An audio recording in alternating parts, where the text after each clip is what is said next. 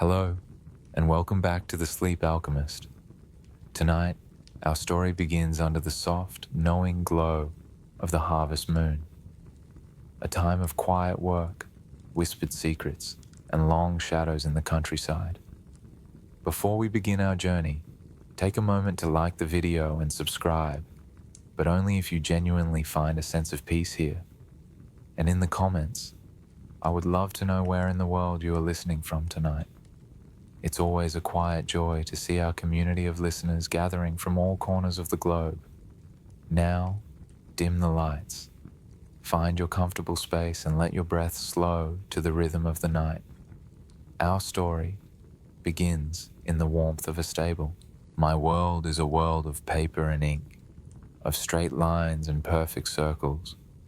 It is a world that smells of old parchment, a scent like dry honey and dust. It smells of the sharp, metallic tang of iron gall ink that we use for land, and the deep, earthy scent of walnut ink that we use for the sea. And over it all, the sweet, resinous perfume of the varnish my master uses to protect his finished works. A scent that to me is the smell of completion, of a world captured and made safe. I am Peter, apprentice to the finest mapmaker in all of Amsterdam, Master Visser, and this small, cluttered shop overlooking a dark canal is my entire universe. The light in our shop is a gift from the north. It is never bright, never harsh. It is a cool, watery, northern light that filters through the tall, leaded glass window, a light that seems to have been strained through the grey water of the canal itself before reaching us. It is a perfect light for our work. It is soft, revealing, and does not cast deceptive shadows that might lead a cartographer's hand astray, causing a coastline to wander or a mountain range to be born where none exists. The shop itself is a wonder, a place of what my master calls ordered chaos. To an outsider, it is a jumble. To me, it is a library of the world. Great, colorful maps of the new world and the distant spice islands hang on the walls like ancient, fragile tapestries. Their surfaces are populated not just with continents and oceans, but with fantastical sea monsters locked in eternal battle, and elegant compass roses whose points reach out like the rays of a benevolent star. Globes of the earth and the heavens, some as large as a man's torso, stand in dusty corners, their surfaces a complex web of lines and names. The long wooden workbenches are a landscape of their own, cluttered with the strange, beautiful tools of our trade, heavy brass astrolabes and sextants that gleam softly in the dim light, elegant compasses with needles that tremble with a life of their own, as if eager to find their true north, and rows of sharpened quill pens, cut from the feathers of geese, waiting to give voice to silent, undiscovered lands. It is a world of precision, of science, or so I thought. My master, Master Visser, moves through this world with a quiet, reverent purpose, like a priest in his own temple.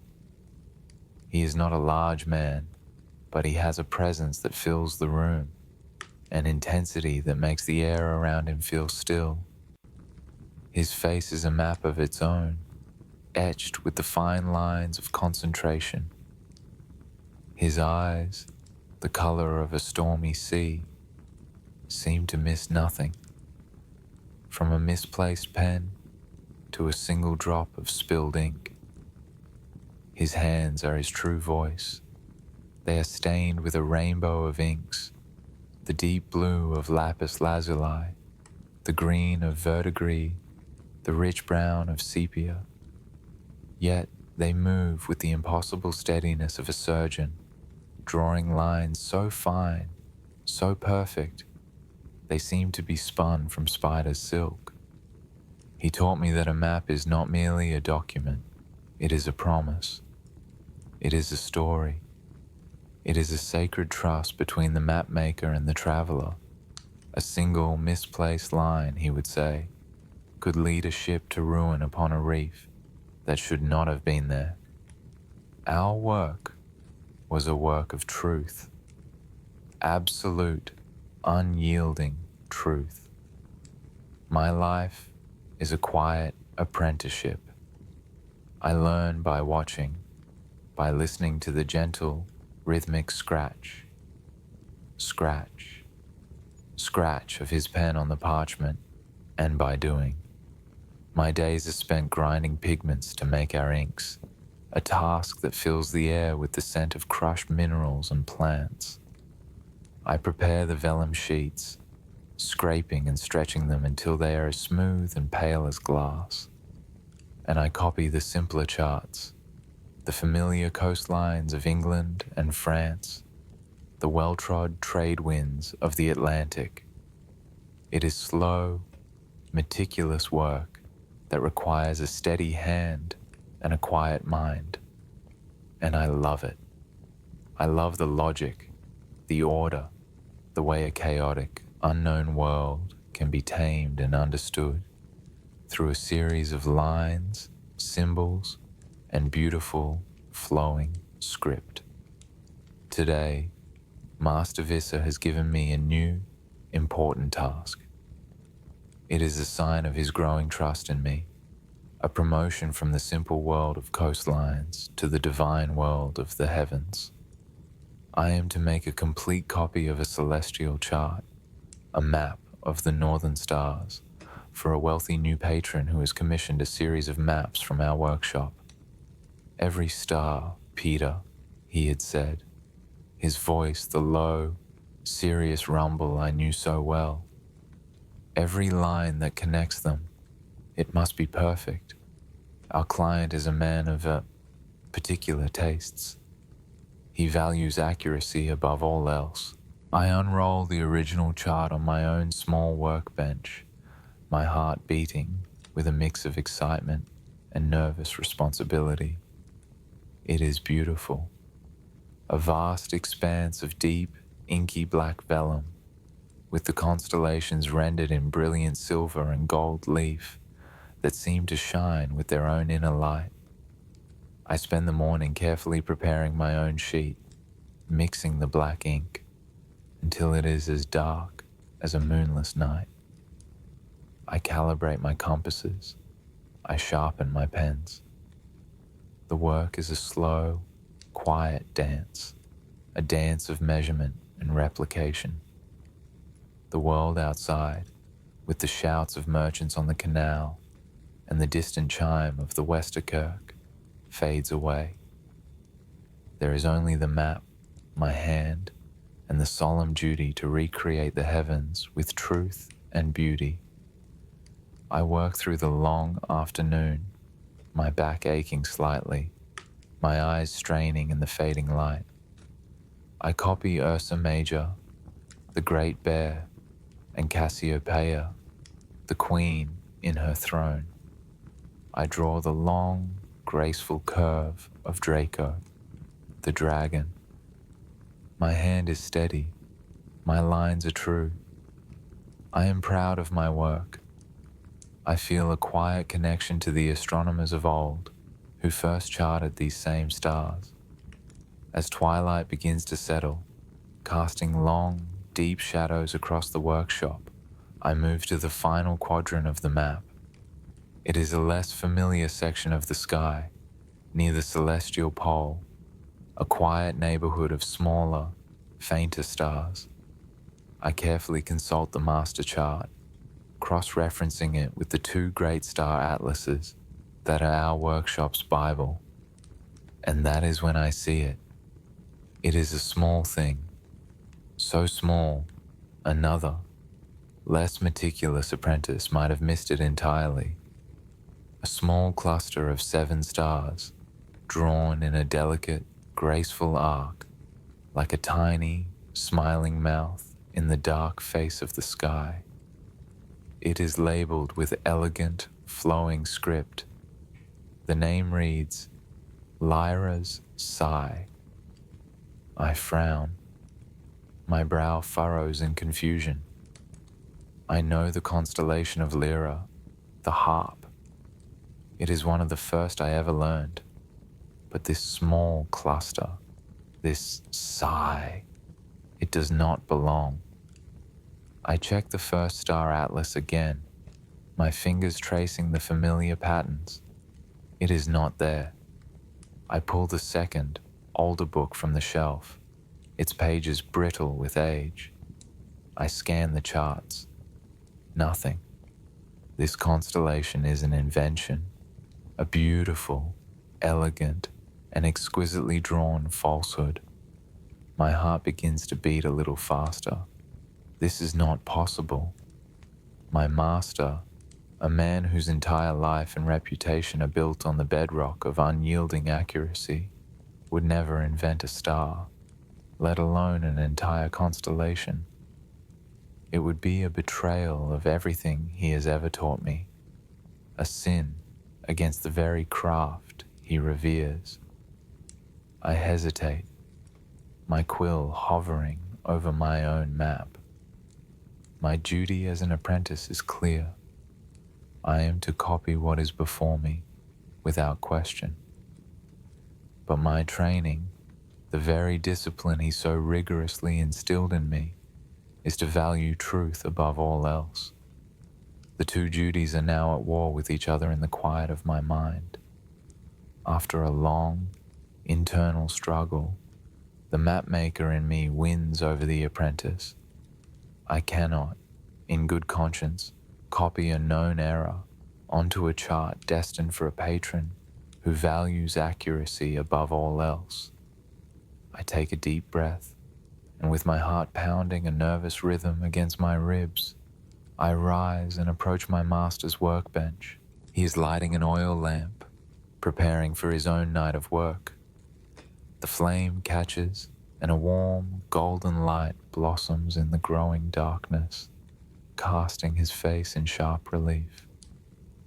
Master Visser, I say, my voice coming out as a reedy whisper.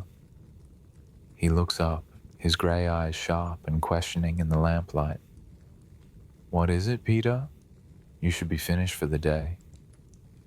I unroll the celestial chart on his table, my hands not quite steady. Forgive me, Master, I begin, my voice gaining a little strength.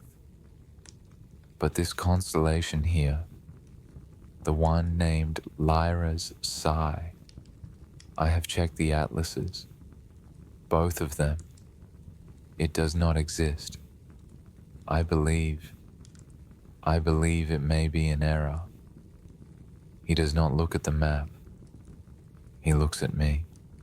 His gaze is intense, unblinking, and for a long moment, I cannot read his expression. The silence in the room stretches out, thick and heavy, broken only by the soft hiss of the lamp. I feel a cold knot of fear form in my stomach. I have overstepped. I have questioned the master. I have failed. Then he looks down at the map. His finger, the nail permanently stained with blue ink, gently, almost lovingly, traces the outline of the imaginary stars. For a fleeting second, I see a flicker of something in his eyes, a deep, profound sadness, a longing so powerful it seems to suck the very air from the room. It is gone as quickly as it appeared. He looks back at me, his face once again an unreadable mask of calm authority. It is not an error, Peter, he says, his voice flat and devoid of all emotion. It is an artist's flourish, a signature of sorts, nothing more. It is not for you to concern yourself with. Your task is to copy it, exactly as you see it. He turns back to his own work, a clear and final dismissal. I stand there for a moment, my mind reeling. An artist's flourish? A signature? No. I am a student of this craft. I know my master's hand. I know his soul, or at least, the part of it he puts onto paper. This was not a flourish. It was a secret.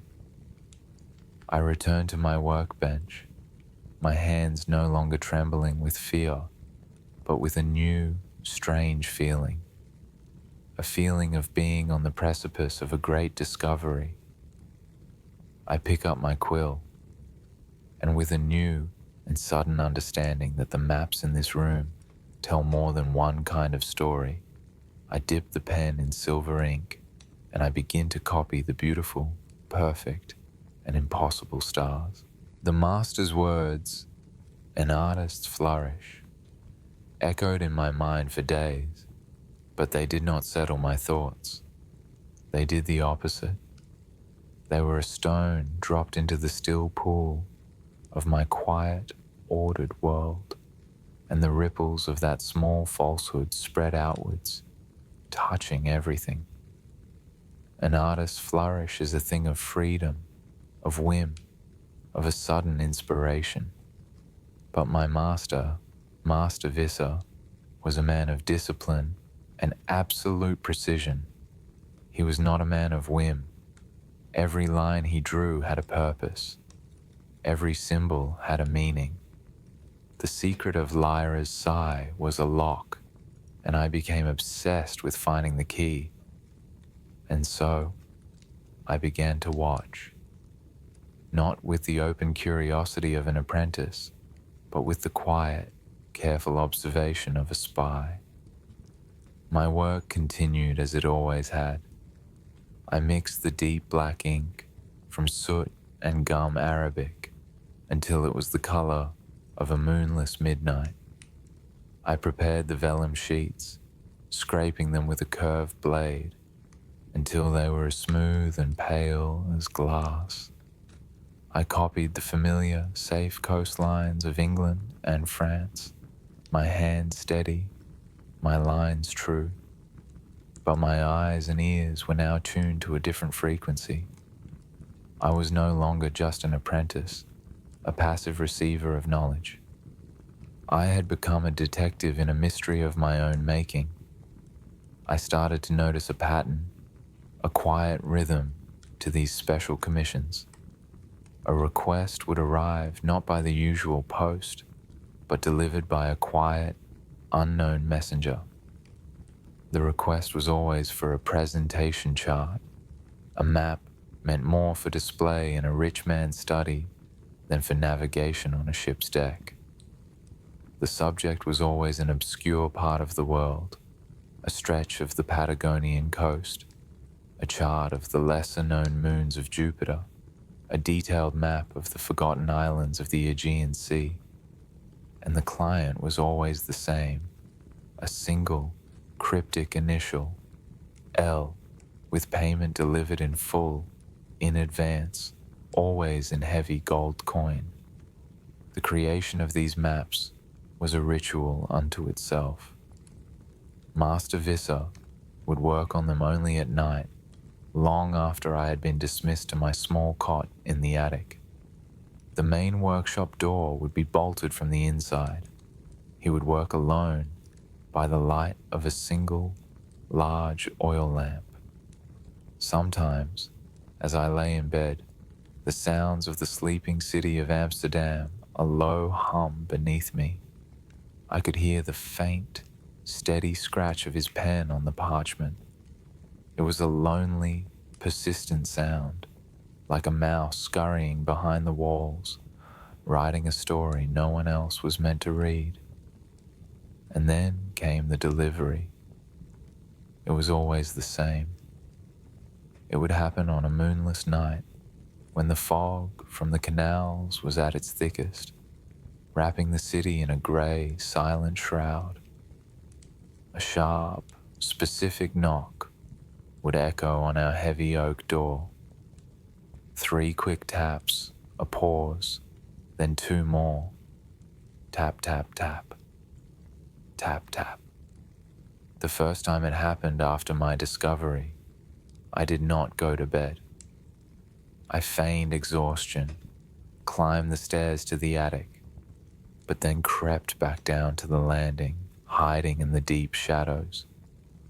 I watched as Master Visser, holding a lantern aloft, unbolted the door. A figure stood there, cloaked and hooded, their face completely hidden in shadow. No words were exchanged. My master would hand over the rolled-up, wax-sealed map. The figure would hand him a small, heavy leather pouch. The door would close. The bolts would slide back into place, and the transaction would be complete.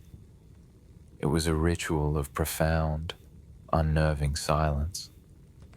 One night, a week after the messenger had last come, my curiosity finally overwhelmed my fear of my master's quiet, cold anger.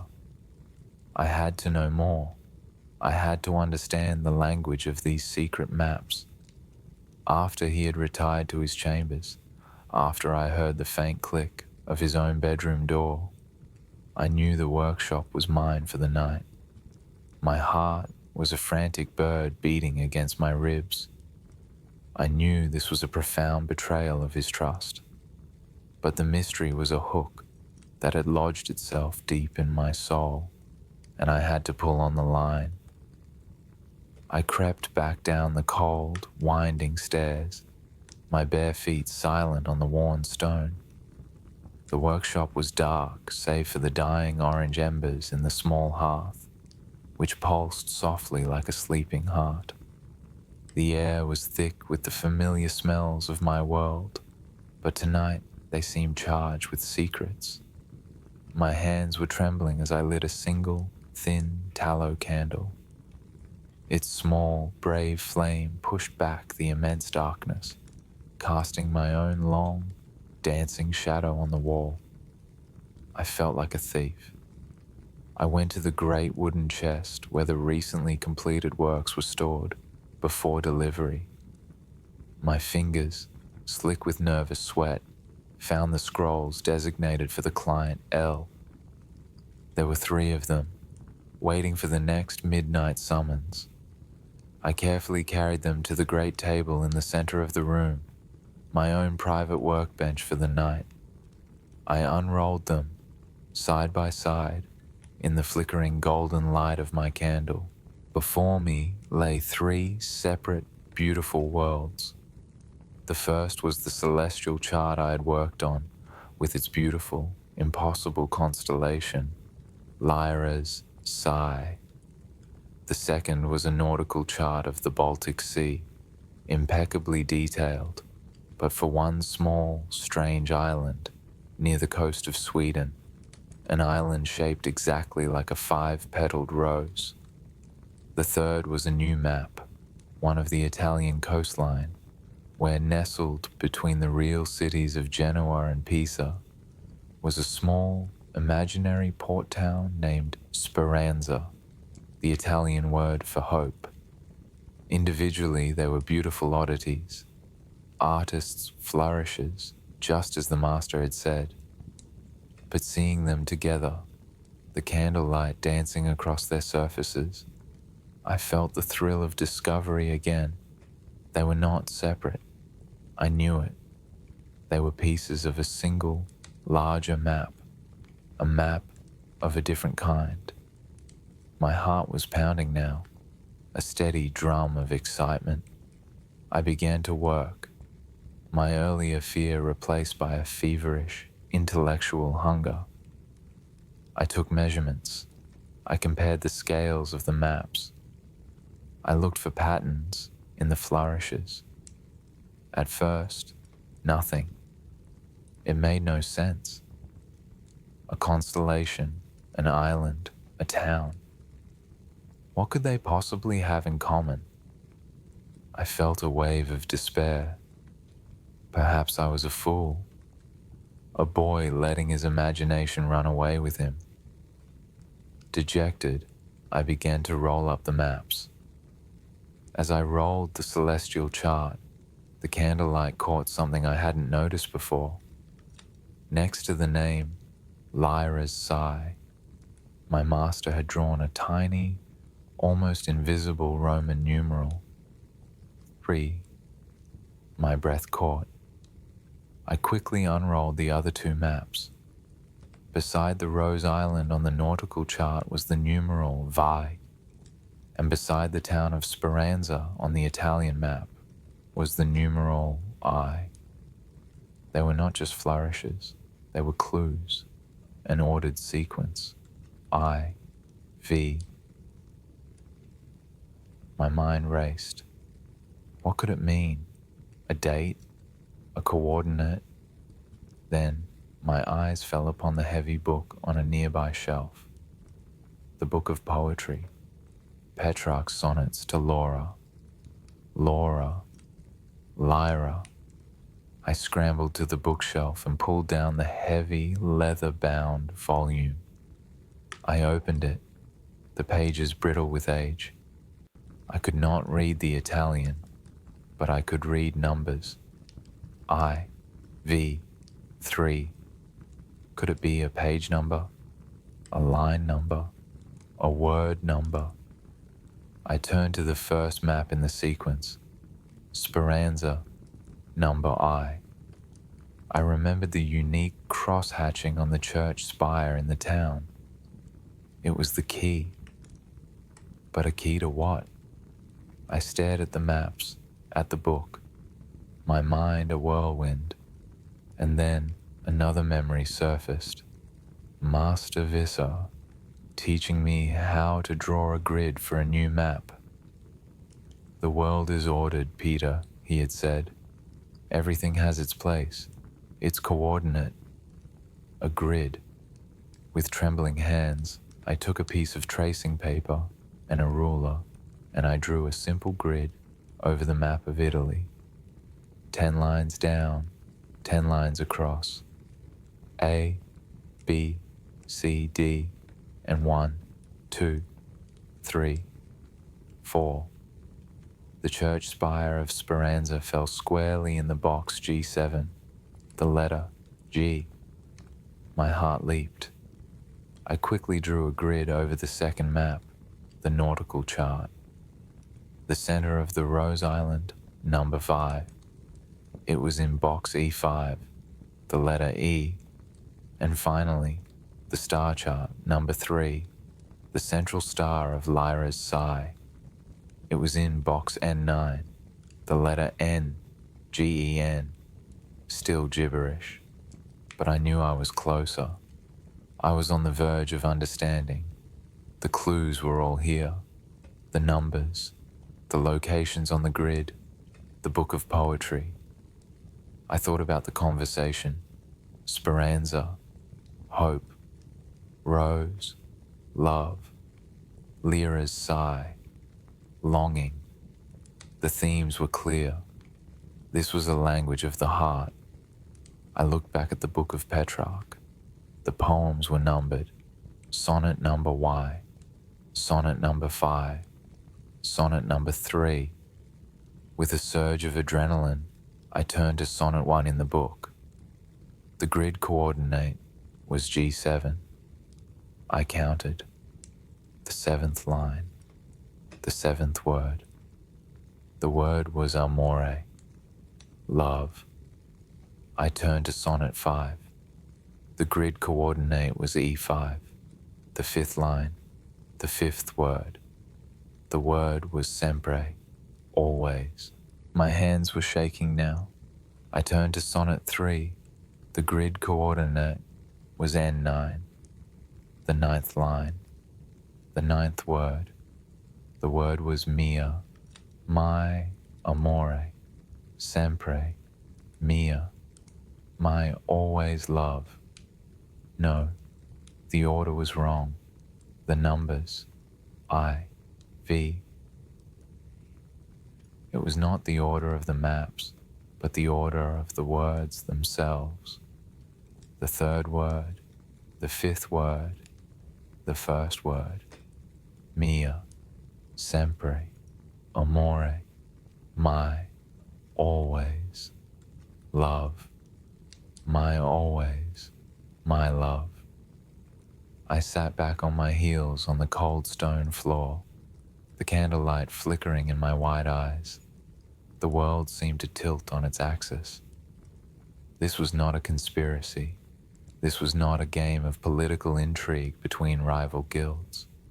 This was a love story, a story of breathtaking genius, of a love so profound, so desperate, so forbidden, that it had to invent its own language, a language hidden in plain sight, scattered across imaginary coastlines and impossible stars.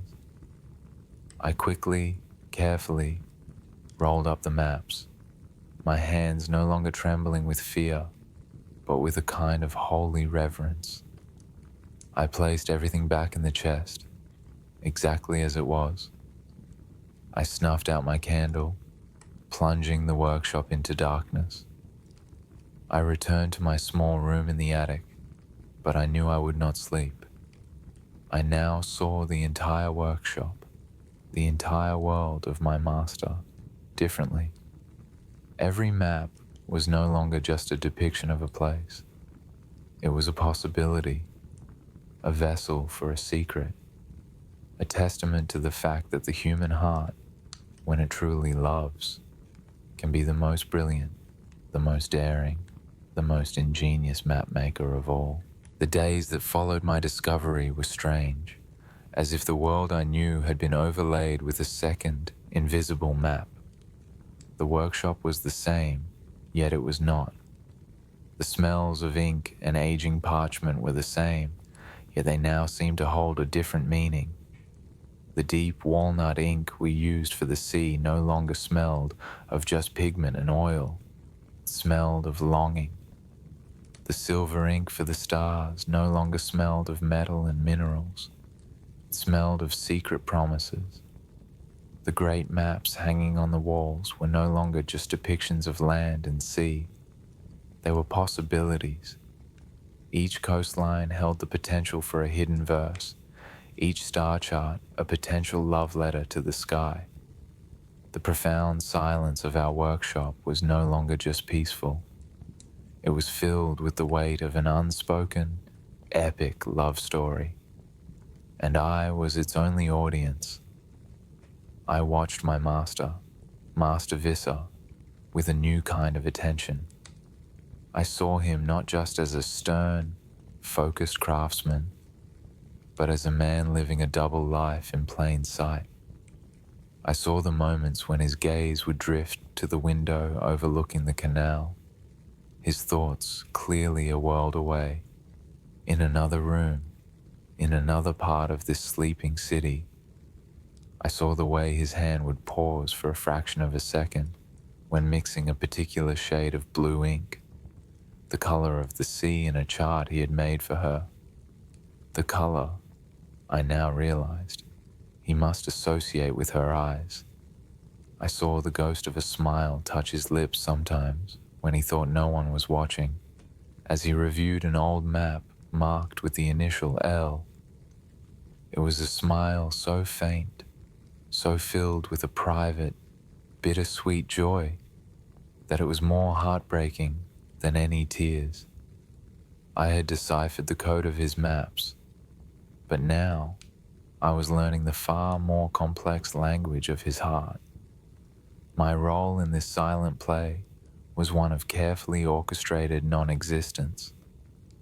I learned to anticipate when he would begin one of the secret maps. A certain kind of parchment would be selected, a specific set of inks prepared. I would see him lock the front door of the shop an hour earlier than usual. These were the signs, and when I saw them, I would make myself scarce.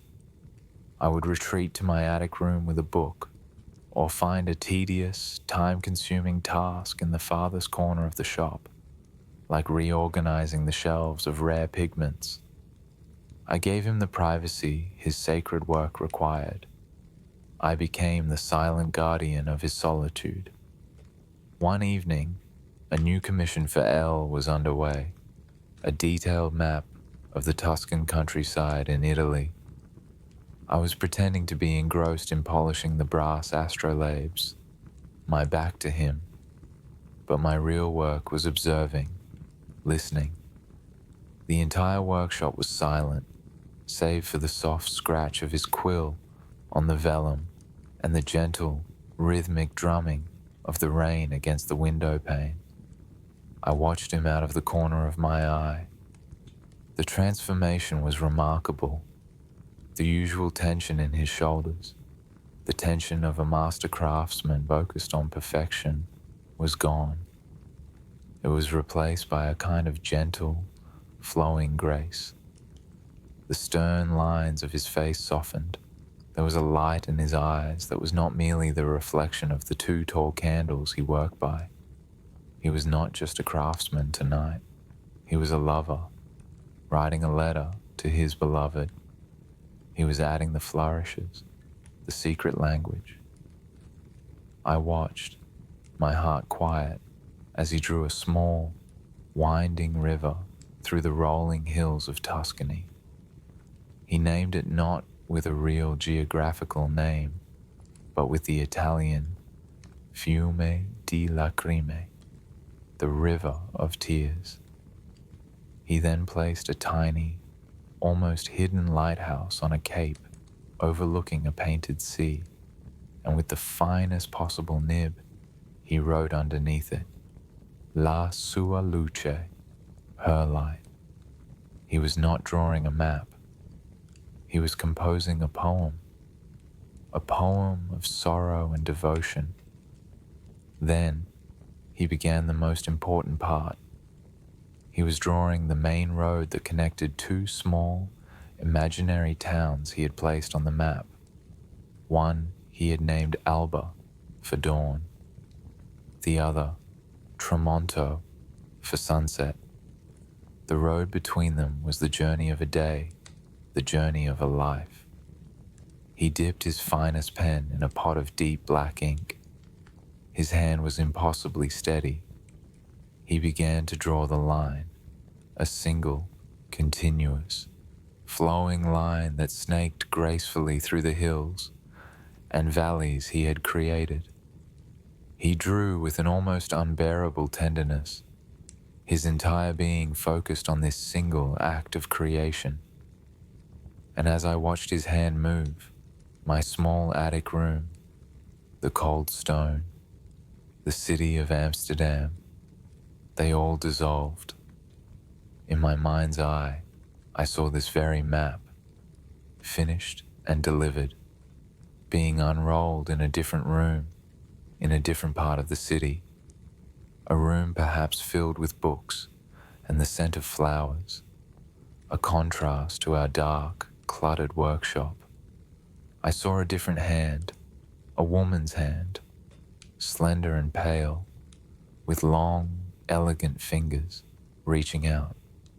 I saw her finger, with the same reverence that my master was now showing, begin to trace the very same line he was drawing at this exact moment, her finger starting at the town of Alba, his pen just leaving it.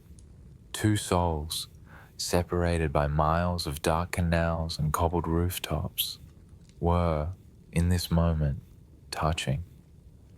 Their fingers were tracing the same path, a secret road on a continent of parchment. The intimacy of that imagined touch was so profound, so real, made my own heart ache with a beautiful, shared sadness.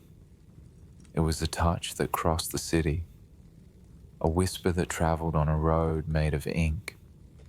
It was a love that had built its own world, a world with its own geography, its own language, a world with a population of 2. Master Visser finished the line, his pen coming to a perfect, gentle stop at the town of Tramonto. He lifted the quill from the page. He leaned back in his tall wooden chair and let out a deep, slow breath. It was the sigh of a man who had just poured his entire soul onto a piece of paper, sending it on a long journey in the hope that it would reach its one true destination. He looked at his work, at his secret letter, and his face in the warm candlelight was one of complete and utter love and complete and utter loneliness. In that moment, I understood him completely. I understood that he was more alive, more truly himself in these secret hours of creation than he ever was during the day. This was his true life. The rest of it, the business of the guild, the commerce of the city, it was all just waiting for the night when he could once again speak to her in the only language they had left. I did not need to see any more. I had witnessed the heart of the matter. I backed away from my corner as silently as a shadow. I crept back up the stairs, my heart no longer pounding with the thrill of a detective, but filled with a new, heavy, and deeply mature empathy for my master. The mystery was solved, yes, but the emotional weight of that knowledge, of the beautiful, impossible love I had just witnessed, being born from a simple pot of ink, was just beginning to settle upon me. The days that followed my discovery were strange, as if the world I knew had been overlaid with a second, invisible map. The workshop was the same. The smells of ink and parchment were the same. The rhythmic work of our days was the same. And yet, everything was different. Because I was different. I now walked through this familiar world with new eyes, the eyes of someone who had learned to read a secret language. The great maps hanging on the walls were no longer just depictions of land and sea. They were possibilities. Each coastline held the potential for a hidden verse, each star chart a potential love letter to the sky. The silence in the workshop was no longer just peaceful. It was filled with the weight of an unspoken, epic love story. And I was its only audience. I watched my master, Master Visser, with a new kind of attention. I saw him not just as a stern, focused craftsman, but as a man living a double life in plain sight. I saw the moments when his gaze would drift to the window overlooking the canal, his thoughts clearly a world away, in another room, in another part of this sleeping city. I saw the way his hand would pause for a fraction of a second when mixing a particular shade of blue ink, the color of the sea in a chart he had made for her. The color, I now realized, he must associate with her eyes. I saw the ghost of a smile touch his lips sometimes when he thought no one was watching, as he reviewed an old map marked with the initial L. It was a smile so faint, so filled with a private, bittersweet joy, that it was more heartbreaking than any tears. I had deciphered the code of his maps, but now I was learning the far more complex language of his heart. My own role in this silent play was one of non-existence. I learned to anticipate when he would begin one of the secret maps. A certain kind of expensive vellum would be selected, a specific set of inks prepared. I would see him lock the front door of the shop an hour earlier than usual. These were the signs. And when I saw them, I would make myself scarce. I would retreat to my attic room with a book, or find a tedious, time-consuming task in the farthest corner of the shop, like reorganizing the shelves of rare pigments. I gave him the privacy his sacred work required. I became the silent guardian of his solitude. The moment I feared, and in some strange way longed for, came one late afternoon. The light outside was fading, turning the waters of the canal to a deep, dark grey. The master had finished a new chart for L, a beautiful and intricate map of the Greek islands. He had left it unrolled on the great table to let the ink dry completely before heading out for a rare meeting at the Guildhall. I was alone in the shop. The pull was irresistible. I crept over to the table. I did not mean to snoop, only to admire, to see what new secret he had woven into the geography of the world. My finger traced the coastline of a small island he had named Nostos, the Greek word for homecoming. And there, hidden in the cross-hatching of a mountain on the island, was a tiny, perfect drawing of a woman's profile. Her profile. I was so engrossed, so lost in the story on the page, that I did not hear the shop door open. I did not hear his soft footsteps on the wooden floor behind me. Peter. His voice was not loud, but it cut through the silence like a shard of glass. I froze. My blood ran cold. My hand, still on the map, felt as if it had been burned. Slowly I turned to face him. He stood there, his tall frame silhouetted against the dim light of the doorway. His face was in shadow, unreadable. This was it. The end. He would dismiss me. My life in this world of maps and ink was over. I had betrayed his trust in the deepest way possible. I lowered my head, unable to meet his eyes, and waited for the judgment. The silence stretched on, thick and heavy. I could hear my own heart pounding in my ears. He walked past me to the table. I did not dare to look up. I heard him roll up the map, the sound of the parchment a soft, final sigh. I heard the clink of a coin pouch being placed on the table, the payment from the messenger, which I now understood was a decoy. And then I felt a hand on my shoulder. It was not a shove of anger. It was a heavy, weary weight. I finally found the courage to look up at his face.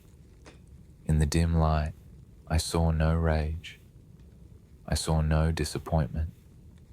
I saw only a profound, heartbreaking sadness.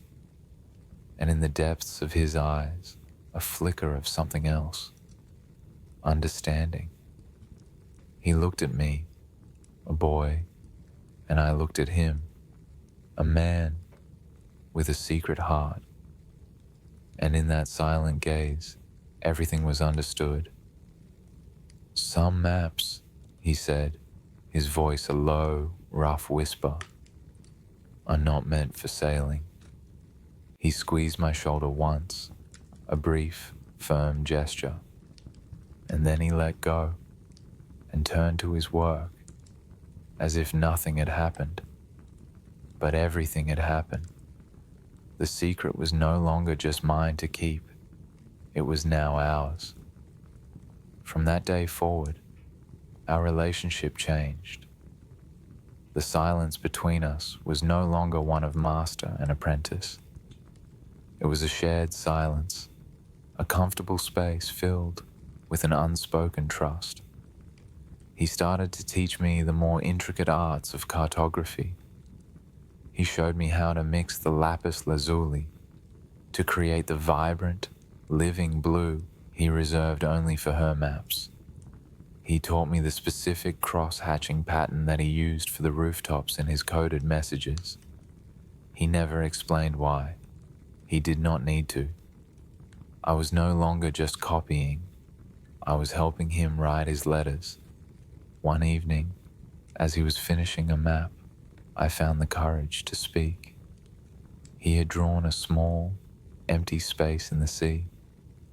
"Master," I said quietly, "perhaps a single, guiding star, here?" And I pointed to the empty space, a space I knew corresponded to a moment of decision in the poem he was encoding. He looked at my finger, then at me. A slow, genuine smile spread across his face for the first time.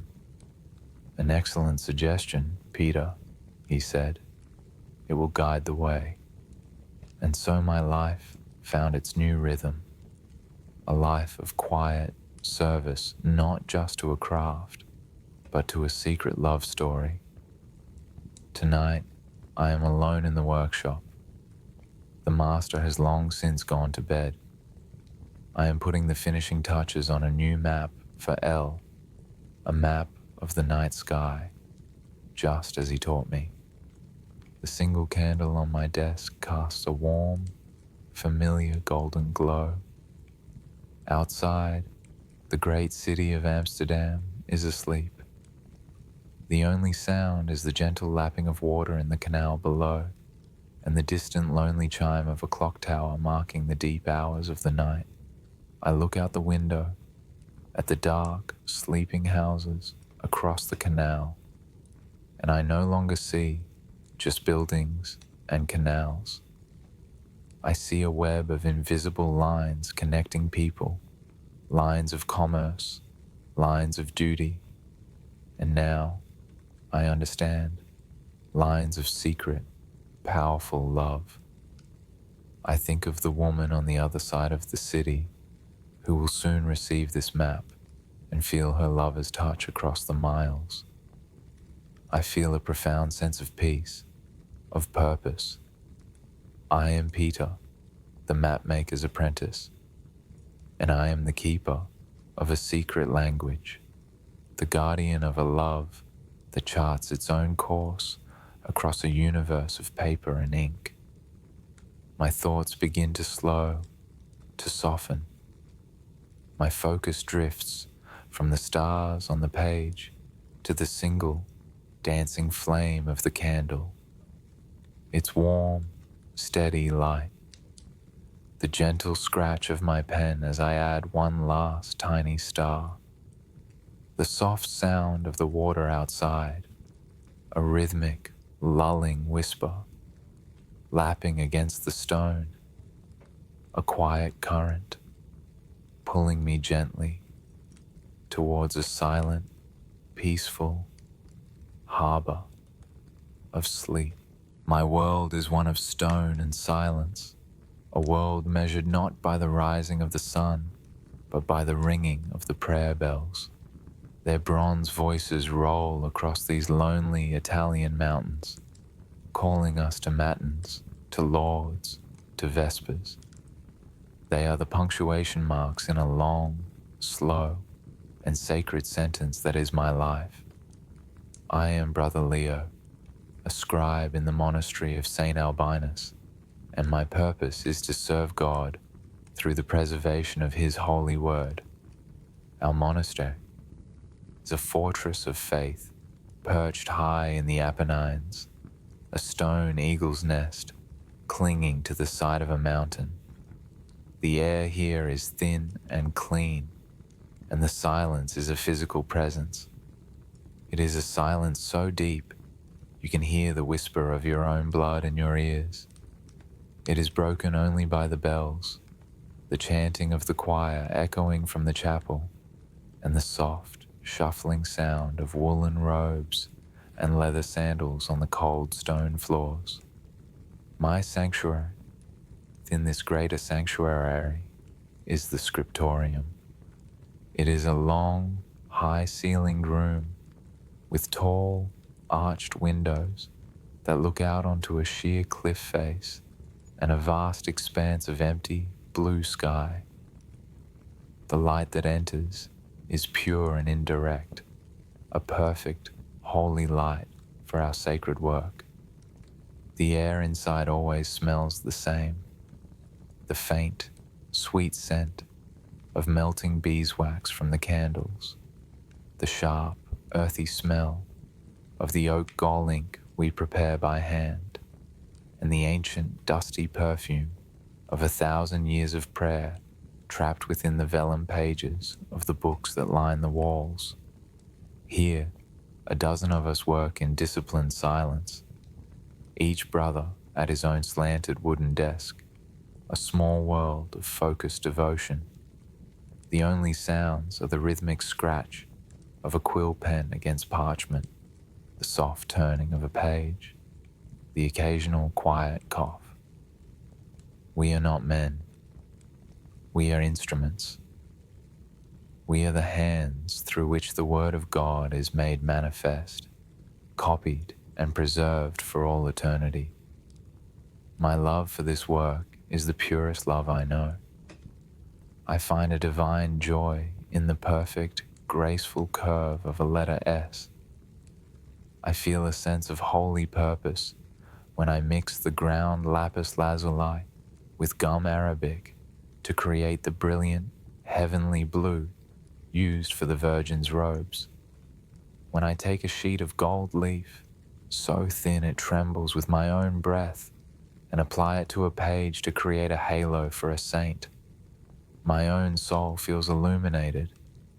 For me, this is not work. This is prayer, a prayer made of ink and gold and silence. Today, my quiet, ordered world was filled with a new and profound sense of purpose. The abbot, a man whose silence is even deeper and more ancient than that of the mountains, summoned me to his private study. "Brother Leo," he said, his voice a low, soft rumble, like stones shifting deep within the earth. He was standing before a large wooden lectern. Resting upon it was a book. I had never seen a book so beautiful or so wounded. It was a book of hours, a personal prayer book for a noble lady, its velvet cover a deep blue, now faded and frayed at the edges. Its silver clasp was broken, and the pages within were wavy from ancient dampness. "This," the abbot said, placing a gentle, wrinkled hand on the cover, "was the personal prayer book of Brother Aurelius. He lived here 300 years ago. He was a great scholar and a man of profound faith. But this book, his final work of illumination before his death, was damaged in a small fire in the library long ago. It is a treasure of our order. The task of restoring it is now yours." He looked at me, his dark eyes ancient and kind. "It is a great responsibility. The vellum is fragile. The pigments are delicate. It will require the steadiest hand and the most patient heart. I have chosen you, Brother Leo, because I believe you possess both." A wave of profound humility and a fierce, joyful pride washed over me. To be entrusted with such a treasure, with the final work of a legendary brother, it was the greatest honor of my life. "I will not fail you, Father Abbot," I whispered, bowing my head. He nodded once. "See that you do not," he said, and with that, he left me alone with the book. I spent the rest of the day just looking at it. I did not dare to open it at first. I simply studied its wounded beauty. I ran my fingers over the faded velvet, imagining the hands that had held it before. I examined the broken clasp, wondering at the story it held. That night, after the final prayers of Compline, when the monastery was shrouded in a complete and total darkness, I took the book and a single candle to my small stone cell. This work was too delicate, too sacred for the communal scriptorium. It required a private communion. In the flickering golden light of my candle, I finally opened the book. The pages within were a marvel. Each one was a masterpiece of calligraphy and illumination. The Latin script was flawless, each letter a perfect prayer. The margins were filled with intricate, swirling vines of ivy and gold leaf, and tiny, jewel-like, paintings of saints and angels. Brother Aurelius was not just a scribe, he was a master artist. My work began, slowly, meticulously. For many nights, my only task was to clean. With a piece of soft, clean bread, I gently rubbed away the centuries of dust and grime from each page, revealing the vibrant colors beneath. The work was a slow, quiet conversation with the past, with the ghost of the man who had created this beauty. I felt a growing connection to him, to Brother Aurelius. I imagined him sitting in a cell just like mine, his head bent in concentration, his hand steady as he painted a tiny, perfect blue flower in the margin of a psalm. The nights that followed became a silent ritual, a private communion between myself, the book, and the ghost of its creator, Brother Aurelius. The world of the monastery would recede as I lit my solitary candle. The ringing of the bells, the murmuring of prayers from the chapel, the entire structured rhythm of my waking life would fade, leaving only the small, golden circle of light on my workbench and the ancient book resting within it. My work was slow, a meditation in itself. I learned the book's geography, its valleys of text, and its mountains of illustration. My first task was simply to clean. With a piece of soft, unleavened bread, I would gently, patiently, rub away the centuries of accumulated dust and grime from each vellum page. It was a delicate process, too much pressure, and the vibrant pigments of the illuminations could flake away. Too little, and the film of time would remain, obscuring the true beauty beneath. With every careful stroke, it felt as if I were helping the book to breathe again. I marveled at the artistry. The gold leaf, applied with a master's hand, still held a divine inner light. The lapis lazuli blue of the Virgin's robe was as deep and as mysterious as the night sky outside my window. I felt a kinship with this Brother Aurelius. I imagined him in this very scriptorium, perhaps at this very desk, his head bent in concentration, his heart filled with a holy love as he painted, each brushstroke a prayer. I worked this way for more than a week, losing myself completely in the quiet, meticulous process. I was restoring the body of the book, mending its physical wounds. I had no idea that I was about to stumble upon its soul. It happened on a night when the wind was particularly still. The silence in my cell was absolute. I was working on a section near the middle of the book, a collection of psalms praising the beauty of God's creation.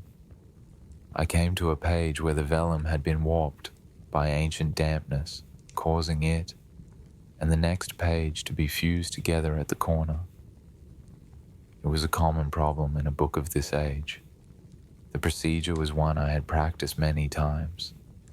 I heated a small pot of water over my candle until a gentle steam began to rise.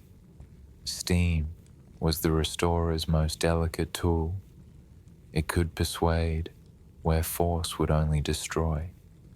I held the corner of the fused pages over the rising misty vapor, letting the warmth and humidity slowly, patiently loosen the ancient grip of time. I waited, 1 minute, then 2. I could feel the parchment begin to soften, to relax under my fingers.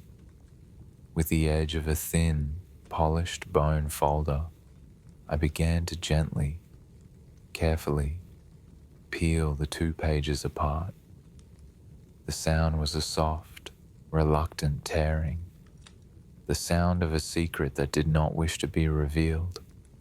I worked with the focus of a surgeon, my breath held tight in my chest. The pages finally separated. As they did, a tiny cascade of dark, brittle dust fell from between them onto my workbench. And with it, something else. Something that was not dust. Something that had no place within the sacred confines of a prayer book. It was a flower, or what remained of one. A single, pressed violet.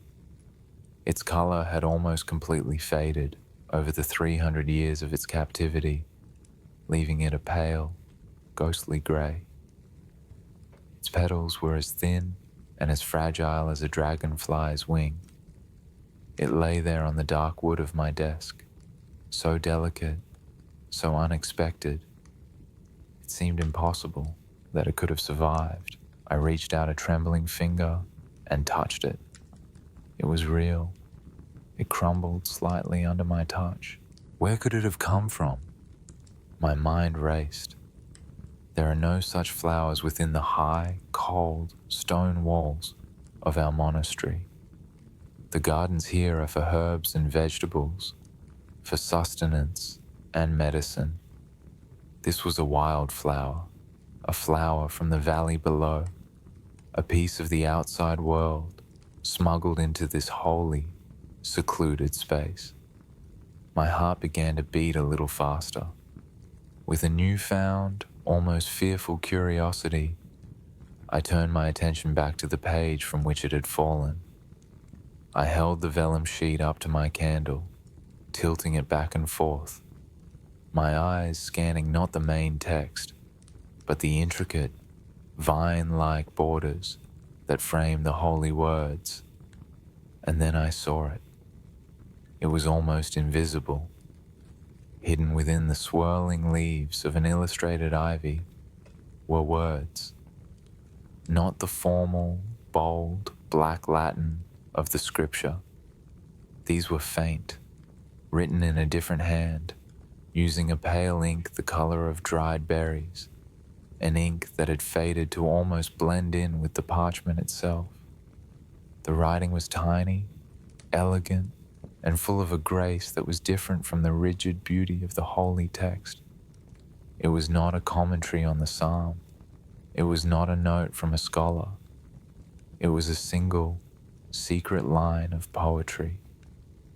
I leaned in so close that my nose almost touched the page, the smell of old vellum and dust filling my senses.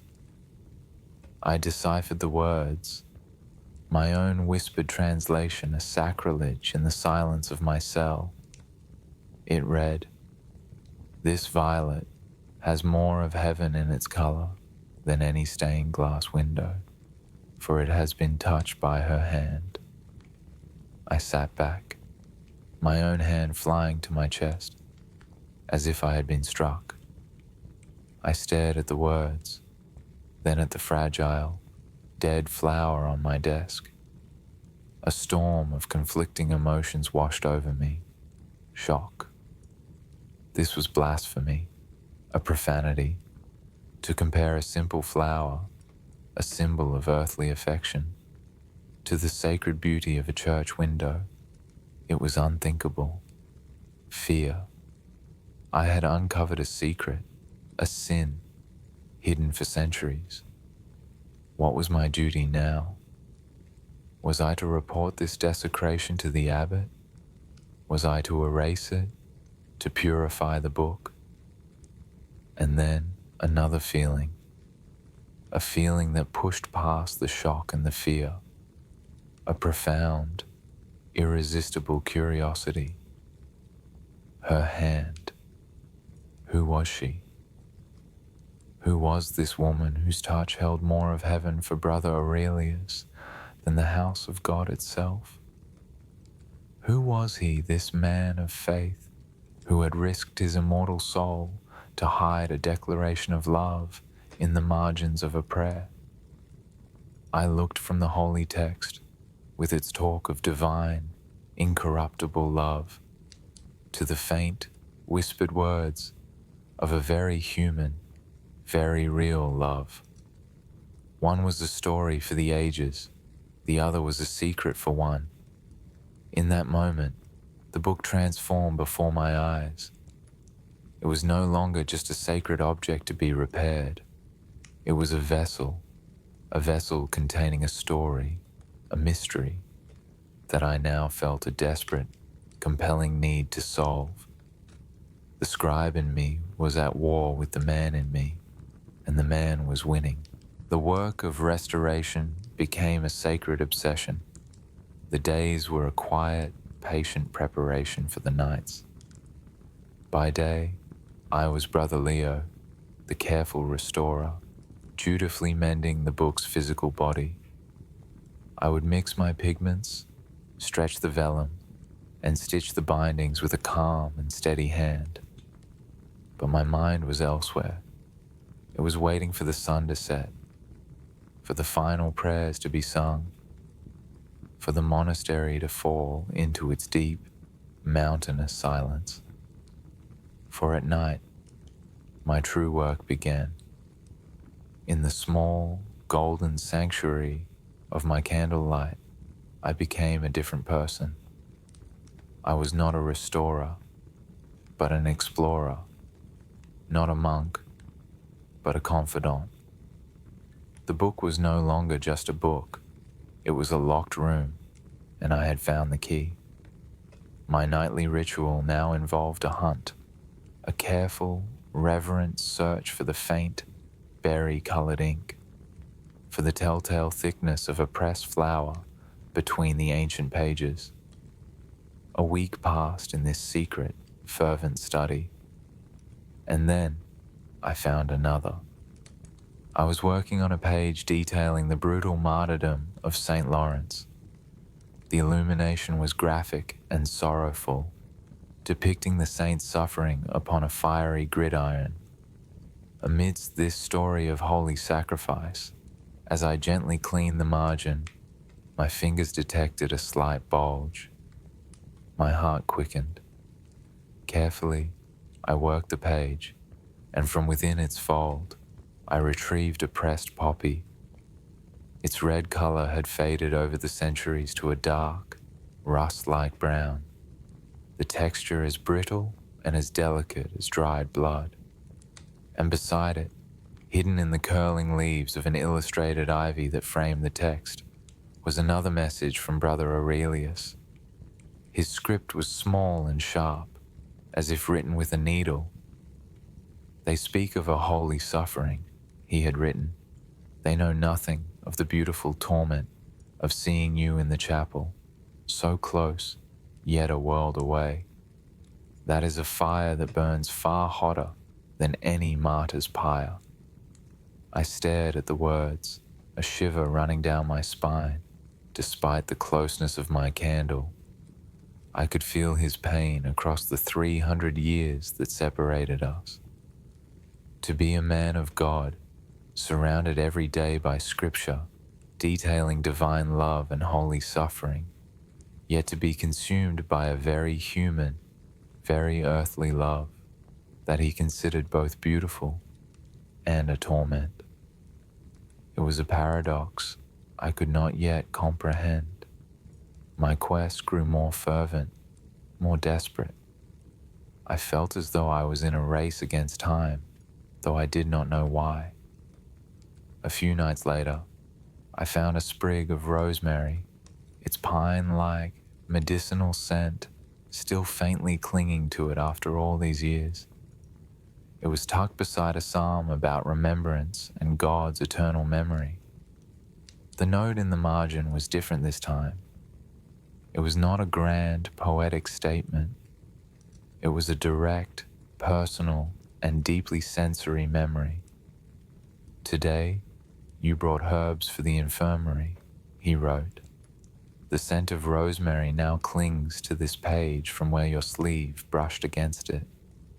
I will not sleep tonight, for I would rather live in the memory of your scent than in any dream the angels might send. I closed my eyes and tried to imagine it. I, a monk whose world smelled only of cold stone, old incense, and melting wax. Tried to imagine being so haunted, so blessed by the simple scent of another human being. It was a level of intimacy, of sensory connection, that was entirely foreign to my disciplined world. It felt dangerous. And then I found her name. I had reached a page with a magnificent, full-page illumination of the Garden of Eden. Adam and Eve, in their state of perfect innocence, stood beneath the tree of knowledge. The scene was one of divine order and perfection. And there, pressed carefully beside the illustration of Eve, was a simple field daisy, its white petals now a translucent, ghostly yellow. The note beside it was the clearest, most unguarded I had found yet. "The abbot tells me my work is a prayer," he had written. "He is wrong. My work has become a distraction from my true prayer. Today, you smiled at me as you passed in the courtyard. A simple, fleeting smile, meant for no one and for everyone, but I took it for myself. And in that moment, the sun felt warmer, the sky bluer. They can have their painted paradise. I have seen yours. Isabella. Isabella." I whispered the name into the silence of my cell. Isabella. It was a beautiful name. It felt like music. The ghost I had been chasing, the her of the notes, now had a name. She was real. She was Isabella, a girl from the village most likely. A girl who brought herbs for the sick, who smiled at a quiet monk, who left him flowers as secret letters. Their love was real. The knowledge filled me with a strange and thrilling energy. I was no longer just reading words. I was piecing together a life, 2 lives, intertwined and hidden within the sacred pages of this prayer book. Their story, a secret dialogue across the centuries. The climax of my discovery, the moment my heart truly broke for Brother Aurelius, came late one night. I was working deep into the book, on a page detailing the sacred vows of our order, the vows of poverty, of obedience, and of chastity. The Latin text was stark, formal, and uncompromising. And there, in the margin, so faint it was almost illegible, was the longest, most desperate note of all. It was not a poem. It was a confession, a raw, unvarnished cry from a tormented soul. My candle flickered, and I had to lean so close to the page that my breath misted the ancient vellum. I held a magnifying glass over the tiny, trembling script. "I have sworn my soul to God," Aurelius had written, the words seeming to bleed with a quiet agony. "But my heart, my treacherous, human heart, has committed the sin of belonging to you, Isabella. Every prayer I utter for salvation has your name woven into it like a golden thread. Every psalm I chant of devotion is a song about you. They teach us that love for God is a purifying fire. But this love for you, it is a fire that both sanctifies and consumes me. It is a holy torment. Is this a test from Him, or is this a different kind of grace? I no longer know the difference. I only know that without it, my world would be colorless, silent, and a prison of stone. As I finished reading those words, a profound shiver went through my entire body. The centuries that separated us collapsed into nothing. I could feel his anguish as if it were my own. The terrible, beautiful struggle between the divine and the human, between the soul's vow and the heart's truth. It was a struggle I knew from the lives of the saints, but I had never felt it as a living, breathing, heartbreaking reality until now. Without thinking, I placed my own hand flat on the page, my fingers covering his faint, desperate words. The parchment was cool beneath my palm, but in my mind, I could almost feel the warmth of the hand that had written them, the trembling of a man torn in two. I closed my eyes. I was no longer just a reader. I was a confidant. I was the sole witness to his secret passion, his holy agony. And in that moment of profound empathy, I felt a bond with this long-dead brother, a bond of shared, flawed humanity that was deeper and more real than any I had known in my quiet, ordered life. The great monastery bell tolled, its deep bronze voice marking the midnight hour, each strike echoing in the profound silence. The sound startled me back to the present. I pulled my hand away from the page as if it were burned. I looked around the empty, silent scriptorium. It was no longer just a place of quiet work. It was a place that held a passionate, secret history. A place where a man had loved so deeply, so hopelessly, he had turned God's own book into a diary for his heart. I carefully closed the book, its secrets now safe with me. I knew there was still a final page to turn, a final word to be read. And I now felt a sacred duty, not just to the abbot or to my order, but to Brother Aurelius and his Isabella, to see their beautiful, tragic story through to its very end. The work of restoration, the physical work, is now nearly complete. The spine of the ancient book has been repaired with new leather and strong linen thread. The pages are clean, their colors once again vibrant under the soft, forgiving light of my candle. My official duty, the task given to me by the abbot, is almost at an end. But my true work, the work of a secret keeper, a witness across time, now faces its final, most difficult chapter. I turn the last few pages of the book with a reverence that borders on sorrow. I know my time with Brother Aurelius and his Isabella is coming to an end. Their silent conversation, whispered to me from the margins, is about to fall silent once more. I reach the final, illuminated page. It is a depiction of paradise, of the Garden of Eden restored, where saints walk in eternal peace under a golden sky. It is a page of ultimate hope and divine love. And there, tucked carefully within the fold of the vellum, I find the last flower. It is a white rose, or it was white 300 years ago. Now, its petals are the color of old ivory, brown and brittle at the edges. It is impossibly fragile, a ghost of a flower.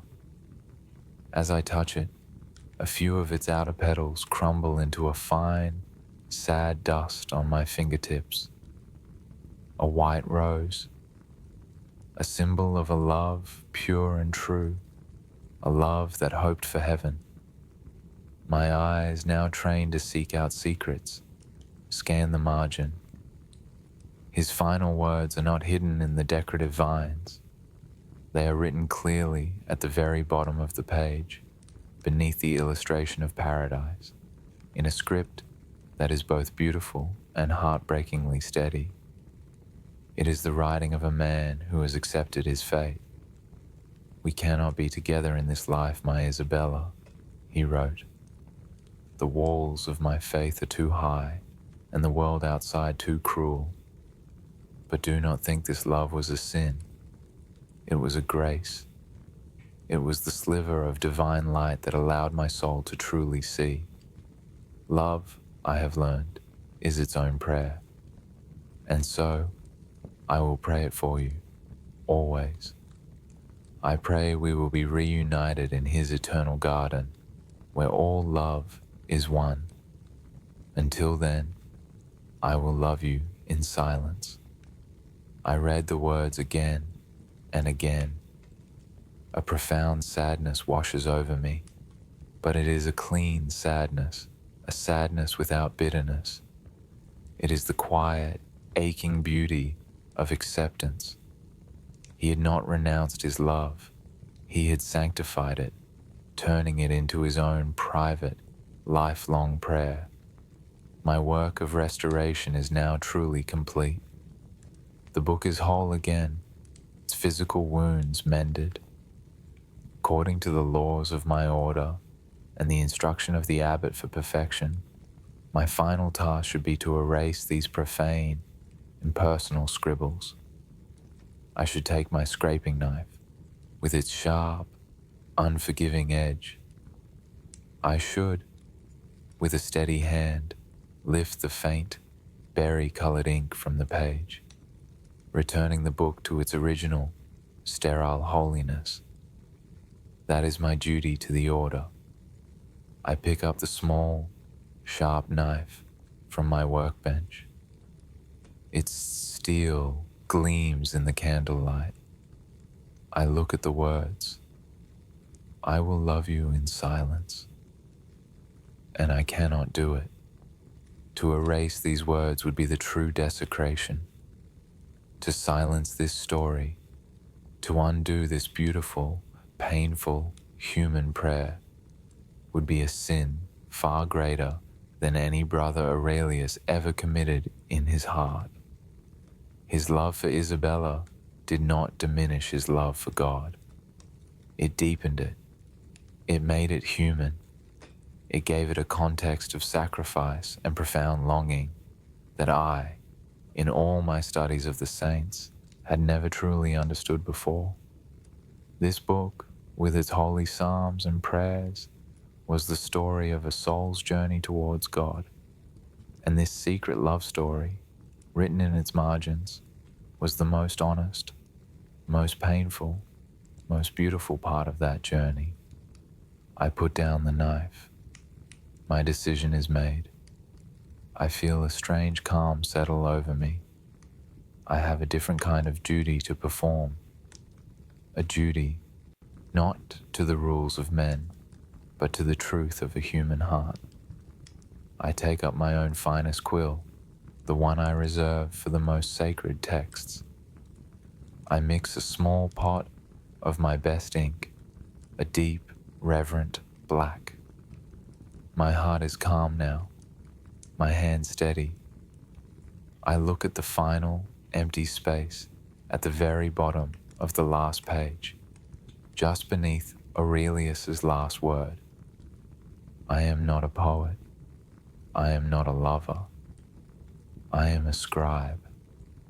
And my role is not to add to their story, but to bear witness, to acknowledge it, to sanctify it. With a single, deliberate stroke, my hand moving with a certainty I have never known, I draw a small, simple cross, a symbol of faith, of suffering, and of redemption.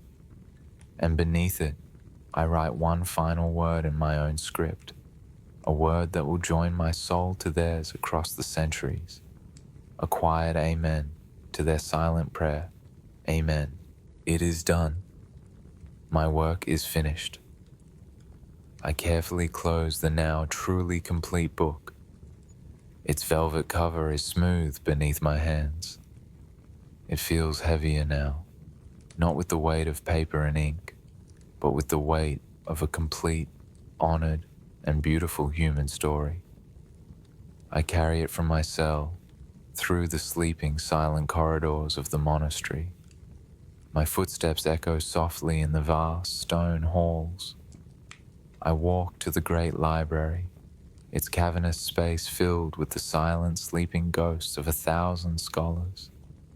The air smells of knowledge, of time itself. I find the book's proper place in the archives, on a high, dark shelf, amongst other sacred and ancient texts. I slide it into its space. It is no longer just an object to be restored. It is a vessel holding a love that was never lost, only hidden, and now blessed. I have completed my sacred duty. I return to my small, cold cell. I lie down on my cot and pull the rough wool blanket over me. The silence of the monastery no longer feels empty. It feels full. It is full of the whispers of history, of the echo of Aurelius's love and Isabella's memory. My own quiet, ordered world feels larger now, richer, more compassionate. My faith has not been shaken. It has been deepened. I understand now that the human heart, with all its messy, forbidden, and beautiful passions, is not separate from the divine. It is a reflection of it, a path towards it. My thoughts begin to slow, to soften. The image of the faded white rose, the feeling of a brother's heartache across time, the profound peace of a final, silent blessing. They all begin to weave together, a gentle tapestry, a quiet prayer, a story of a love that found its voice in the margins, in the silence, a silence that is now my own, a deep and final peace. Every ancient book holds two stories, the one written on its pages and the one hidden in its margins, told by the hands that held it and the hearts that loved it. Thank you for uncovering this forgotten love story with us tonight. I hope its quiet devotion has brought a sense of peace and reverence to your own heart. May your rest be profound and your dreams be filled with beautiful, timeless things. Sleep well.